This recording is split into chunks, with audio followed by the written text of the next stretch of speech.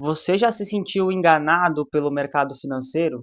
Não só na parte de vender produtos ou você receber alguma oferta de rentabilidades muito boas, não somente nesse sentido, mas também no fato de que o discurso dessas pessoas não atende à sua realidade como um todo?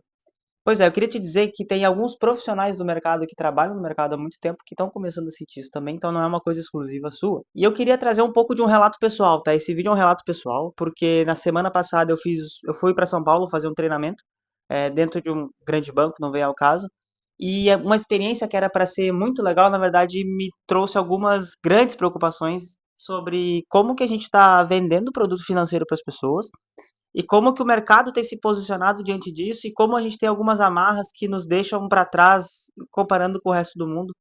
E esse vídeo ele é um relato desse curso. Eu também, né, vale lembrar que eu atuo desse lado do mercado, eu trabalho como consultor financeiro, e é importante a gente ressaltar que muitos profissionais de fato entram no mercado com o intuito de ajudar as pessoas, né? As pessoas têm conhecimentos, eles sabem bastante sobre o mercado, mas quando chega na rotina de trabalho, eles são esmagados por um mundo corporativo baseado no resultado e no lucro.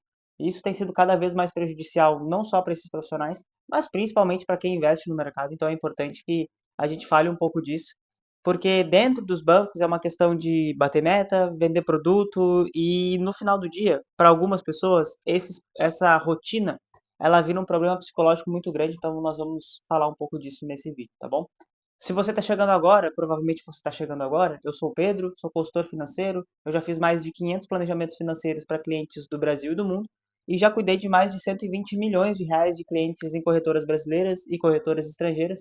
Eu tenho uma consultoria financeira independente que ajuda pessoas desde a parte de organização financeira até a partes mais complexas dos investimentos. Eu vou deixar o link da consultoria na descrição e também vai ter um QR Code na tela aí, esporadicamente, para você escanear seu telefone e a gente conversar sobre o seu planejamento financeiro de uma forma muito sincera. Porque a forma como a gente tem vendido produtos financeiros para os brasileiros não tem sido muito legal.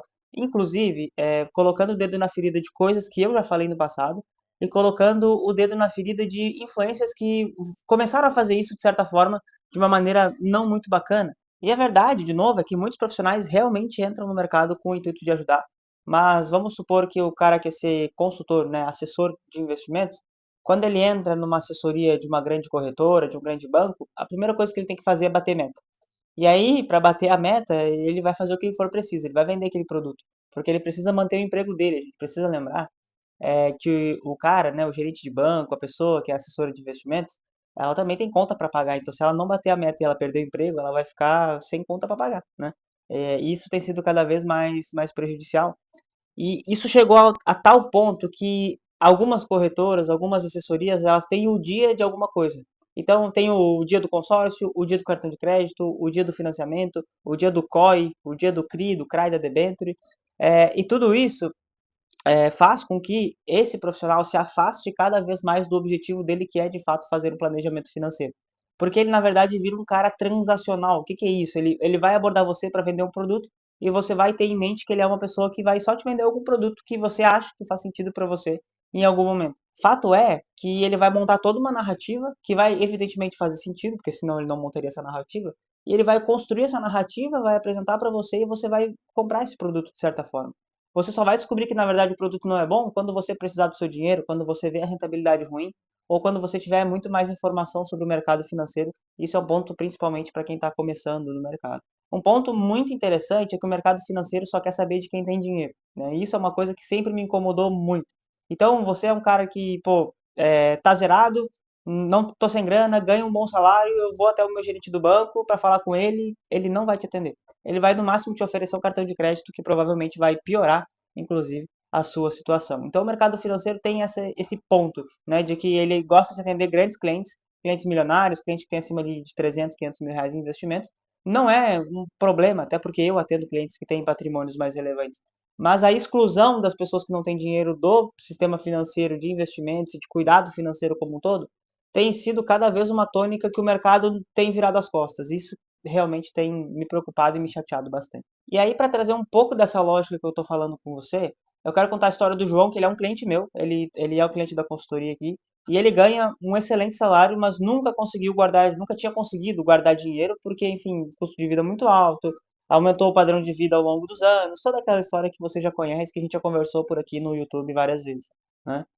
O João, antes de entrar na consultoria, ele foi até o gerente do banco na ideia de que o gerente fosse ajudar ele de alguma forma, né? Dentro dessa ideia, o João, ele falou pro gerente do banco, cara, não tô conseguindo guardar dinheiro, ganho um baita no salário, tô aqui no banco há 250 anos aqui, sou cliente há muito tempo, e mesmo assim eu não vejo o banco me ajudar, me ajuda, pelo amor de Deus, eu preciso começar a guardar dinheiro. E aí, era tudo que o gerente de conta queria ouvir, porque ele tem a chance, quando você vai de peito aberto, né? Ele vem e te empurra um monte de produto que você nem sabe, mas você vai naquela ânsia de começar a guardar dinheiro. O que o gerente da conta do João fez foi duas coisas, na verdade, né? Primeiro de tudo, ele ofereceu um título de capitalização que ajudaria ele na poupança forçada, ou seja, ele teria que pagar um valor determinado por mês, e isso faria com que ele guardasse dinheiro ao longo do tempo, juntando, claro, aquele fatorzinho sorte que a gente sabe que a maioria dos brasileiros gosta muito. Ele falou, claro, de correção pela inflação, todas aquelas partes de, entre aspas, rendimentos, e no fim a gente sabe que o gerente tem meta de capitalização para bater. Então a gente sabe o motivo pelo qual, né, esse gerente ofereceu esse título de capitalização. Segunda medida que o gerente colocou na carteira do João foi ele colocar a fatura em débito automático, ou seja, descontar do salário automaticamente. Na visão do gerente, uma visão muito incipiente, uma visão muito amadora, né? Isso ajudaria o João a não atrasar a fatura do cartão, que é o principal problema dos brasileiros como um todo.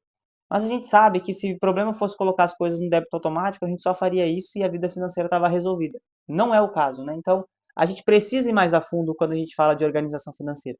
A gente sabe, né, que um processo relevante, um processo eficiente, um processo estratégico de organização financeira, ele vem como uma consequência de boas atitudes.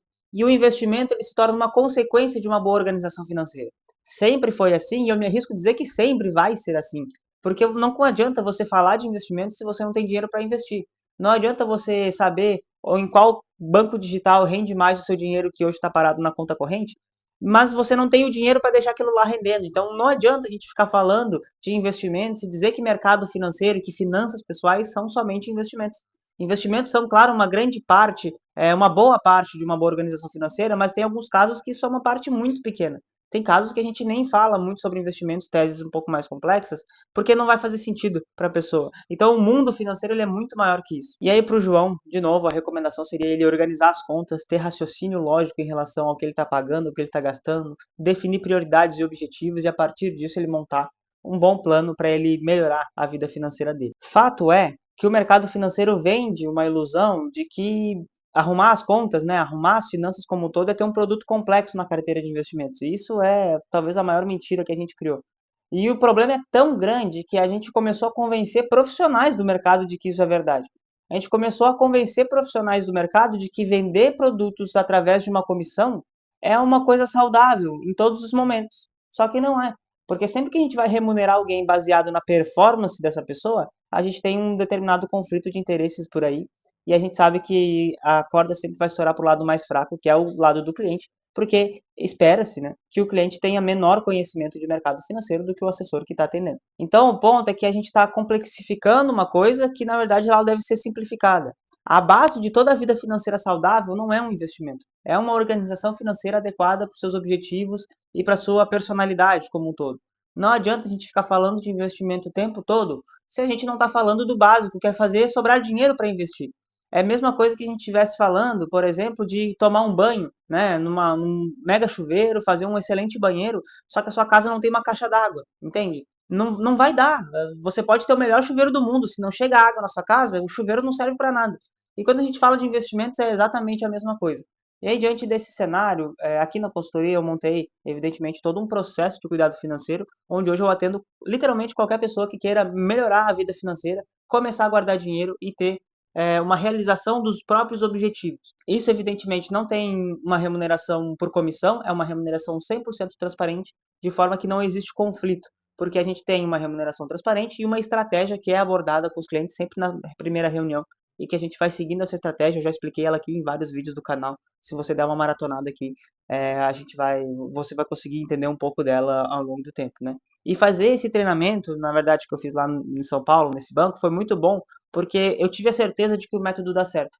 Não só na parte de gerar resultado para o cliente, que é talvez a parte principal de tudo isso, mas também pelo fato de que o meu serviço que eu presto para os meus clientes, ele é realmente diferente. Quando eu estava no meio de 80 profissionais do mercado financeiro, eu vi que a maioria está numa vala comum de achar que vai enriquecer com o mercado financeiro e que está vendendo isso para os seus clientes, o que não é verdade. A maioria das pessoas que enriqueceram no mundo não enriqueceram no mercado financeiro, né? E eu digo a maioria porque sempre vai ter uma exceção, um caso que outro, mas assim, 99,9% das pessoas que têm milhões na conta hoje não começaram investindo todos os meses R$ 300 por mês a uma taxa de juros de 1% ao mês. Isso não é factível para a maioria das pessoas. A maioria das pessoas que tem milhões de reais na conta, elas empreenderam, tomaram risco, ganharam muito dinheiro, ou elas são funcionárias de grandes empresas que se especializaram, estudaram, enfim, sabem muito sobre o nicho em que atuam.